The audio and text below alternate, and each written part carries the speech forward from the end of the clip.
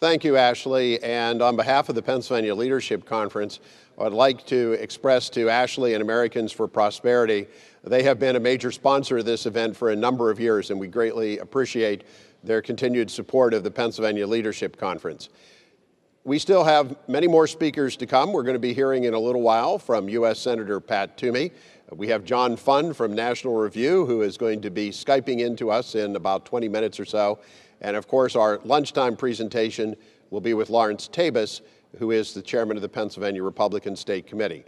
But now we are pleased to have here with us in person at the Radisson Penn Harris Convention Center in Camp Hill, U.S. Representative Scott Perry. And it's always a special pleasure for me to introduce Congressman Perry. He's a longtime friend, and he has served our state and our nation in many capacities for many years.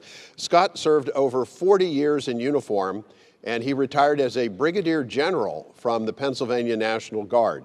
He also served 3 terms in the Pennsylvania House of Representatives before being elected to Congress, and he now represents the 12th Congressional District here in Pennsylvania. Please welcome to the Pennsylvania Leadership Conference, Congressman Scott Perry. Well, thank you very much, Lohman. It's great to be with you. As you've said, we have been longtime friends. When I became involved in the political enterprise, as maybe, certainly you know, Lohman, but maybe people don't know, one of the first campaigns I worked on was the Lohman-Henry campaign, and it's been a great relationship ever since. Folks, it's just great to be with you and great to be with the Pennsylvania Leadership Conference. This is something that we look forward to every year, and of course, under the circumstances, it had to be postponed, but it's just great to know that we're able to put it together and to reach out and be with you in your homes and talk about the things that are important to us.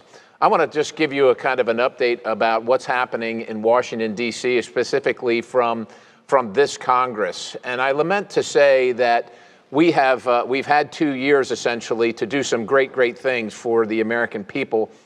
And we've left a lot on the table. And I will just, in particular, point out the Transportation and Infrastructure Bill. Now, I am a proud member of that committee, and of course, it's very important to Pennsylvania and states like Pennsylvania. Pennsylvania, in particular, has an old infrastructure. It's an old state, and so we have a lot of things that need attention. And on this occasion, we have a president, of course, that is very interested in improving our infrastructure across the country, and of course, including Pennsylvania. And so there's an opportunity here. And infrastructure habitually has been one of those issues that has cut across partisan lines.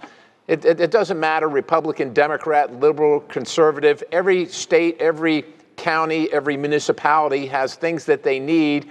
And so we have to work out the details. It doesn't mean it's easy or that we always agree, but we know that these things need to be dealt with and they need to be handled. And of course, we have a president that would be willing to take on these issues in a way that we have not seen in many years. And typically, that bill and that discussion would happen at the beginning of the term because it takes a while to put these things together. And of course, we got to get it through the House, got to get it through the committee, through the House, then on to the Senate, come to some agreement with the administration, and then move it forward from there. And that never happened, really. And until recently, we did move a bill out of the committee, so that's good. But I just want to tell you about that process. So it was a bill that was not conceived in the committee. So when I say that, of course, you're put on a committee because you're going to focus your attention on the issues of that committee so that you have some expertise and you're in the discussion about those things. And unfortunately, that's not how the bill came. The bill came from leadership to the committee. So committee members have no ownership of the bill. They haven't fought for things or argued on behalf of certain things, maybe won an argument and lost an argument. It's just presented to them. So we went through it, and it was a multiple day markup. And when I say markup, that's when we literally take the bill and we make amendments to it. So you cross this out and you add this in, you mark it up. So a multiple day markup on this bill, which was, again, sent by leadership to the committee. And essentially, the bill was passed on a partisan basis. So Republicans were voting in opposition, Democrats were voting for, and some of those things can happen. And again, unfortunately, in the past, this has been a bipartisan effort for most accounts. But on this occasion, completely partisan, and then it went forward from there. And you would think that, look, that's regrettable enough, because every state has very specific and defined needs and challenges to meet. But after that fact, so we moved it out of committee, it came to the House floor. And at that time, between the time and the week and a half from the committee action to the House floor, $1 trillion was added to that bill, and I think about 1,400 pages of extra policy and legislation. And so that just furthered the divide between Republicans and Democrats on the House floor. Again, the bill passed on a partisan basis, which can happen. That's what the majority is about. But it's not going to do anything for the American people, because once it arrived at the Senate, they looked at what had been produced in the House. They decided that this is not obviously reflective of a cross-section of the American people, which is what this bipartisanship is all about. And so we didn't get a transportation bill done under this presidency. And our towns and communities are left wanting for the things that they've sent us to Washington to do. And that kind of highlights the thematic situation that we're dealing with in Washington, D.C., which is kind of my next topic, which is the partisan divide. And of course, many of my constituents, and I imagine it happens to every single member of Congress, when you're meeting the folks in your community, whether it's at a restaurant or an event, and many of them will say, Washington seems so dysfunctional. Can't you find some place where you find some agreement? Can't you come together on something? And in the past, we were always able to. It doesn't mean that we agree on everything, but you would get some of the things that you felt like you needed. The other side would get some of the things that they felt like they needed. It wasn't perfect, but it was probably better than what you had before, and so you move forward together with some reservation. On this occasion, and during this two-year term, from my experience, that has not happened. Almost every single bill that we have moved out of the House of Representatives is what we call a messaging bill. And that's probably not the terminology that you use in your household, but for us, whether it's in Harrisburg or whether it's in Washington, D.C., a messaging bill is essentially a piece of legislation. It's a piece of policy that there is no intention of it ever becoming law. So we put something out to make members vote on it with the intent to have them vote against it or vote for it so that we can run commercial advertisements in their election. So it's not really, it's not a sincere effort to find some common ground and move the ball forward. It's a sincere effort to make sure that this is election campaign season fodder for advertisements. And time again, we have seen that. On this transportation bill that I discussed previously, it was essentially in many ways the Green New Deal, if you're familiar with that, with some things that other people would want. So in particular, broadband cable for rural areas, which the district that I'm proud to represent, and many districts across the country have rural areas that are in desperate need of broadband cable access. And so they put that in the bill. They moved this bill, then, like I said, where they added $1 trillion to it, and 1,400 pages after we marked it up, after committee members saw it. And they moved it to the floor, Green New Deal essentially, with broadband cable, passed it on a partisan basis, so most Republicans, if not all, voted against it. And then the ads come. You know, your representative voted against access to rural broadband cable. Well, the strict fact of the matter is that in that bill, that's a truth, right? But they never, of course, talk about the overall bill, which was untenable for most of the country. Most of the country does not want the Green New Deal, whether broadband cable access is in it or not. And so many of the bills that we've seen are this messaging situation. And so when people say, well, why can't you find some common ground? What is wrong with Congress? It is so dysfunctional in Washington, D.C., and is it as acrimonious and polarized as we think it is, as we seem to see? And unfortunately, I must inform you that in many cases it is. And so where in the past, even Democrats and Republicans, liberals and conservatives had disagreements. They have ever since the parties have existed, there was always some commonalities where you could find some common ground and some common purpose. But I will tell you, as an American citizen who trained in the military for many, many years with service members who fought totalitarianism, who fought the socialists and the communists, whether in the Cold War or in a hot war somewhere, now where we have socialists serving in Congress, in the halls of Congress, or in our state houses, it's hard to find things in common as a free competitive market believer, believing in individual rights and responsibilities and the free market that drives our decisions and drives innovation and drives the best products to market and to our houses and enhances our way of life. It is hard to find common ground with someone who believes everything that is antithetical to that, someone that, for instance, in the case of Senator Sanders, honeymooned in the Soviet Union. Not Russia, but literally honeymooned in the Soviet Union, who is not a Democrat, although ran on the Democrat ticket, but is a socialist, names himself as a socialist. So it has become very, very polarized now, and so it is hard to find common ground. I mean, literally, if you pull out, I keep one of these in every single. I always have this with me. This is the Constitution of the United States of America.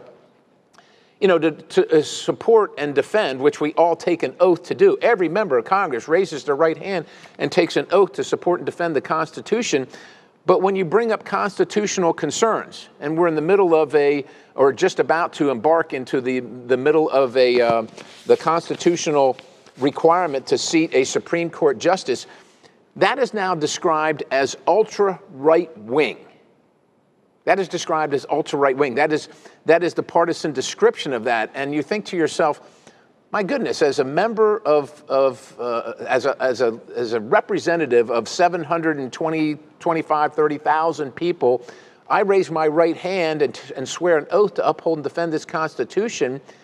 Aren't we all supposed to be doing that? And it leads you to wonder, how do folks that raise their right hand and swear an oath to the Constitution then move legislation or engage in rhetoric that is antithetical to the Constitution? And literally, all the conversation is about how you're ultra-right wing if you support these concepts. And not only that, the other problem that we're having now with big tech and the monopoly of speech by private entities, and we're really, really grappling with that, because we know that certain speech is now limited, so to speak. Now, of course, we all support and defend the First Amendment, which is our right to express ourselves in many, many different ways, and of course with free speech.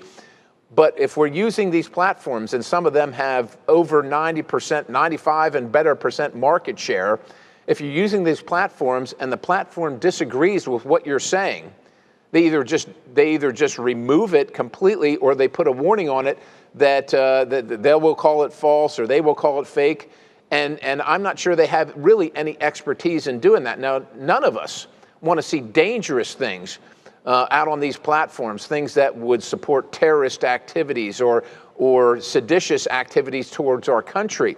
But my goodness, and if we're just talking about the things we believe in, including the constitutional precepts of the founding of our nation, that seems to be something that we should be able to talk about, or different opinions during a pandemic on which kind of treatment, which kind of medical treatment that we would like to have. Yet we have these social media platforms that say, well, no, that's dangerous, and so you can't even talk about it.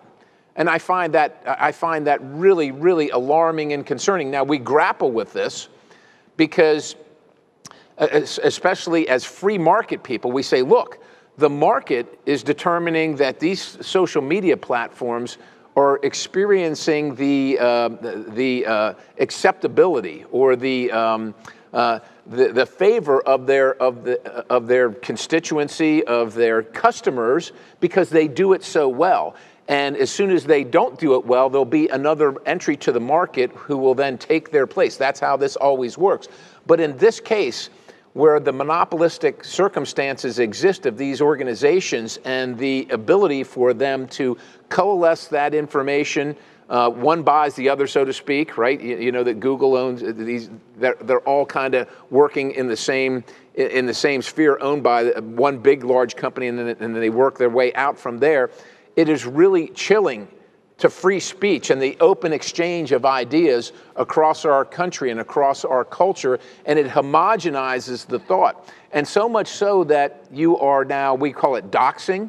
If you have a thought that is out of the mainstream with what these companies decide, with what the companies decide, then your voice is taken away from you.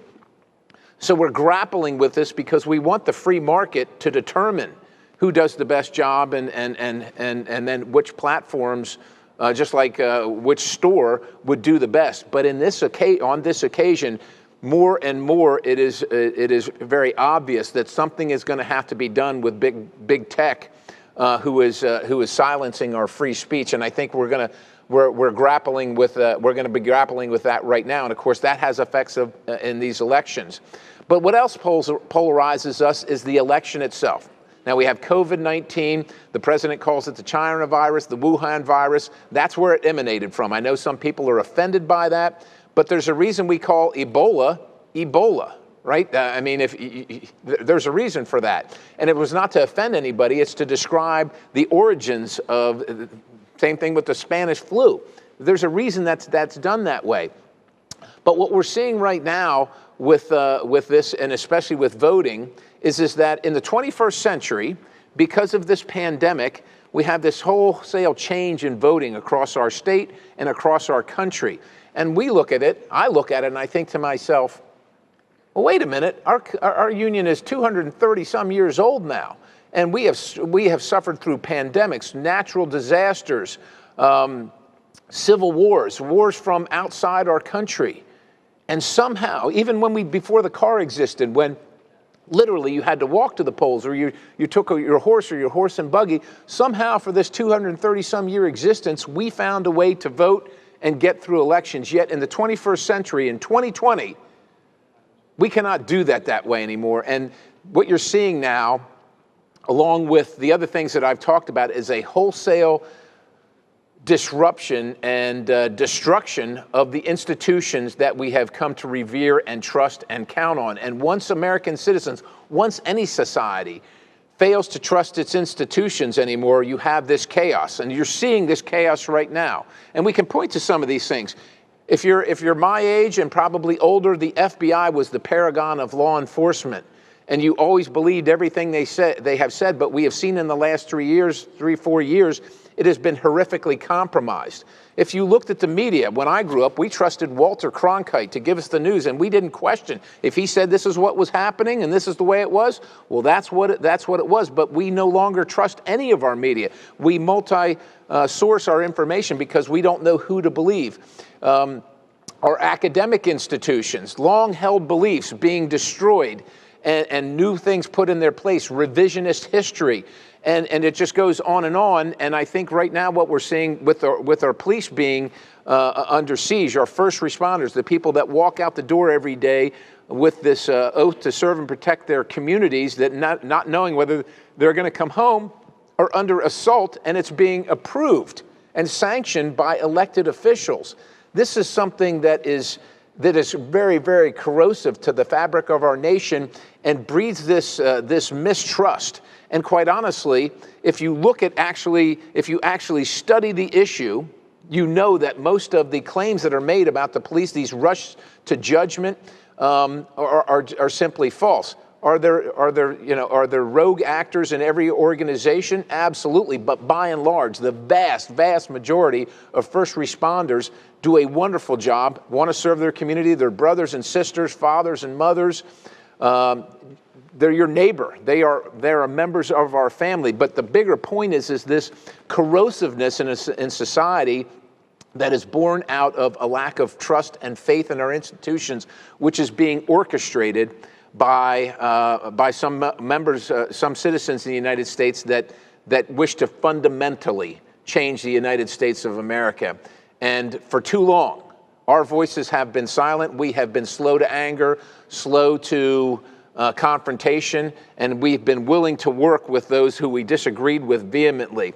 But there's just simply no more room for that anymore. That's why it's so hard to reach some consensus and some compromise. We can no longer compromise. We cannot compromise as free market, competitive market Americans who love the freedoms that come with America, with folks that want to destroy our country and make it a socialist nation. We are aware of what has happened to other nations around the globe that have suffered under these paradigms of socialism, communism, totalitarianism. We look very clearly just south of us to Cuba. We look at Venezuela 10, 15 years ago, a first world country now where their people are starving and have no rights or freedoms of their own, cannot defend themselves, can't make choices on their own for their own lives. We have a great country, and what you're seeing right now is a part and parcel to the divide that comes from those who would like to take us towards a socialist, totalitarian type of model, and those of us who are saying, no, we need to save the country as founded. We need to preserve the rights and the freedoms that we have, that were envisioned by our founders, so that our posterity can enjoy all the liberties and the things that America has given to humanity world over. And so with that, that's just kind of a snapshot of what's happening in Congress and why things are the way they are, if you wonder why it's dysfunctional. I hope I've done a pretty good job at explaining and giving you some examples. Again, it is my privilege to talk before the Pennsylvania Leadership Conference. We thank Loman Henry for his steadfast leadership and determination to bring this conference to us every single year, and for the information that he provides through this conference to our citizens. And I wish you all the best of health and God's blessings. Be well.